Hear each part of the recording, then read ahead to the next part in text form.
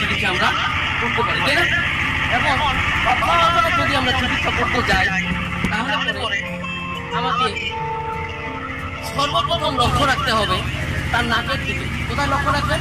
নাকের দিকে। পাতলা পায়খানা হয় কোন দিক দিয়ে? পিছন দিয়ে। লক্ষ্য করবেন কোন দিকে? নাকে।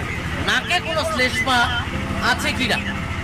নাকে যদি কোনো শ্লেষ্মা থাকে তাহলে পরে কি হয়েছে আবার? আচ্ছা আচ্ছা, নাকে যদি কোনো শ্লেষ্মা থাকে তাহলে পরে সেই শ্লেষ্মা আপনি বুঝবেন যে এটা তার বুকের মধ্যে কিরকম শ্বাস যাতায়াত করছে। কিভাবে আপনি এই শ্বাসটা বেশি জোরে আছে না অল্প জোরে আছে কিভাবে বুঝবেন? এটা বোঝার জন্য আপনি একটা এরকম কাঁচের গ্লাস দিবেন। কি নেবেন? কাঁচের গ্লাস। কোথায় লাগাই দিবেন? এখন কাঁচের গ্লাস তার পেটের মধ্যে